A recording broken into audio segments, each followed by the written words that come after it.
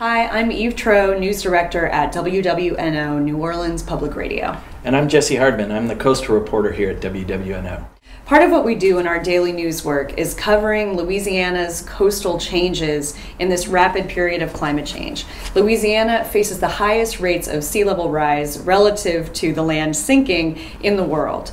And one of the things we found in talking to some local officials was that people down here in the coastal part of southeast Louisiana say they often feel more kinship, more understanding with people living in the other parts of the world that have river deltas and these risks of sea level rise than they do with people who are making decisions and living just 100 miles north in Louisiana's capital of Baton Rouge. So we started investigating some of the other deltas in the world to see what kind of climatic changes were going on. We looked at Bangladesh, we looked at Egypt, and we settled on Vietnam for a variety of reasons.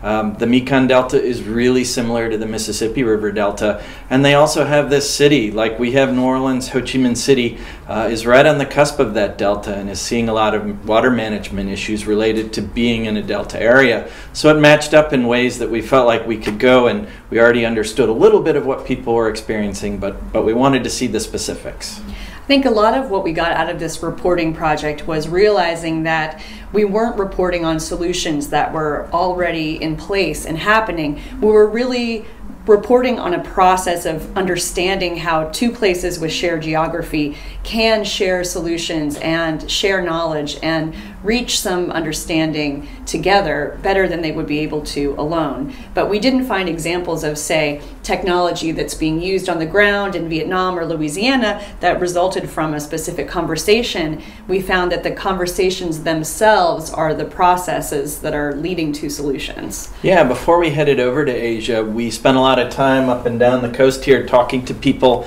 academics, levee board presidents, people on the ground about some of the situations they see here. And we took some of their questions over to the Mekong River Delta and started to ask those same questions to people there. And I think the strongest thing that came back at us was people are really curious what these two experiences are like and what's happening in Louisiana for people in Vietnam and vice versa. So in coming back here and putting some radio stories together, we were able to give people here some insight on some of the questions and the experiences that are going on in Vietnam. And hopefully there's some insight that's useful here.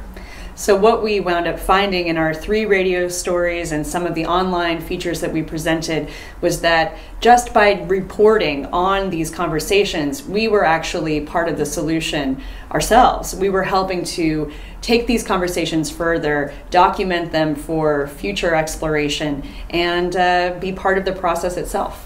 So we're really grateful for this opportunity from Solutions Journalism Network to explore Vietnam and some of the climatic changes that are going on there and to share that information back here to our audience and our communities. Thanks.